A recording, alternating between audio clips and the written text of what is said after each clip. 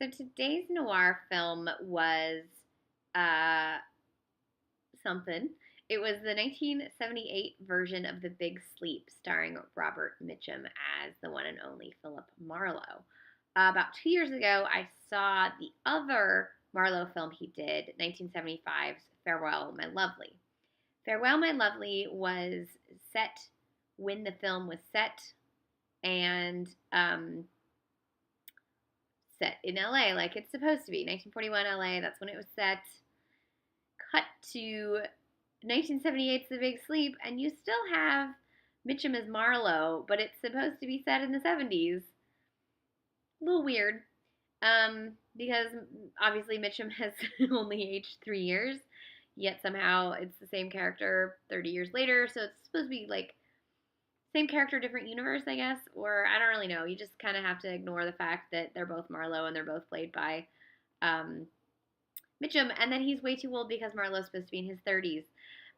So just go with it. It's not great. I'm gonna just straight up say that, and I've said this many times. None, in my opinion, none of the Marlowes are right for the Marlowe that was created by Chandler, the Marlowe that I love in the books. That Marlowe has never been translated properly onto the big screen, and I don't know that it's ever going to happen. I think I like the iconic take that Bogart has best, but he's still not anywhere near what Marlowe should be. That's my hot take. So, this version 1978. It's directed by Michael Winner, and it is supposed to be set in the 70s. Um, and for some reason, they've moved everything from Los Angeles to London, even though half the people in it are American.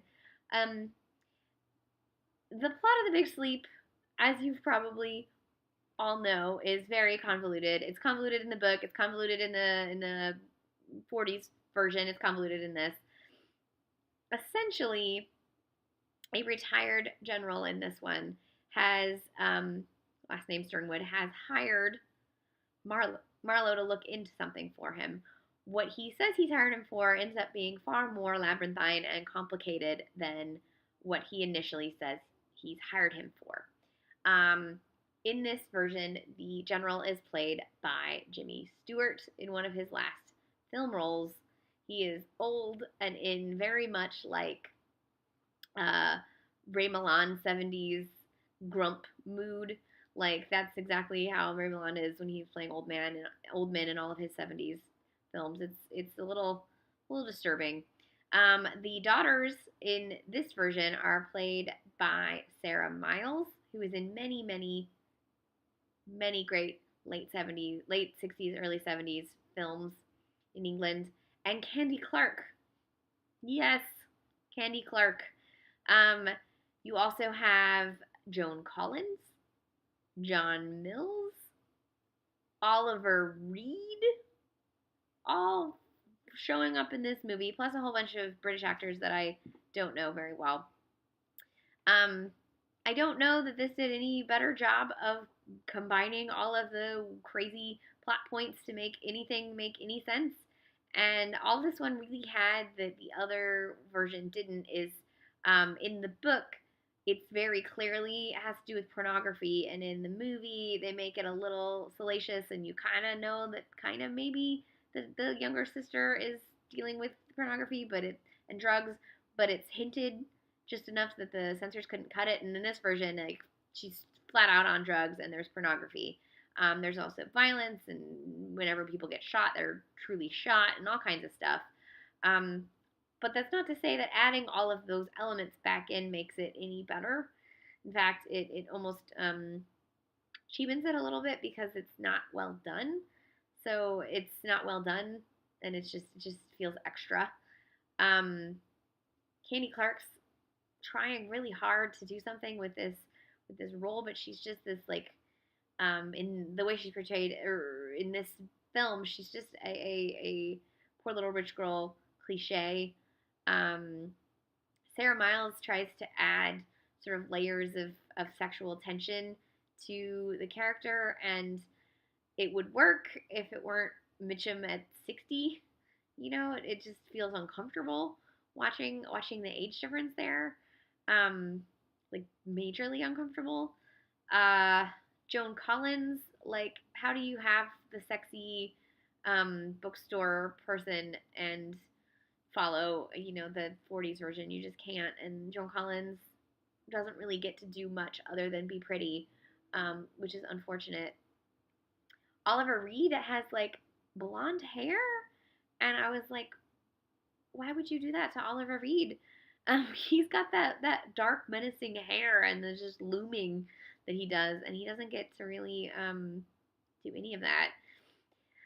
So really, this movie is just as convoluted as the other version, but and the book, but it's not heightened by any like filmmaking prowess. And Mitchum is so wrong as Marlowe. He's so wrong as Marlowe.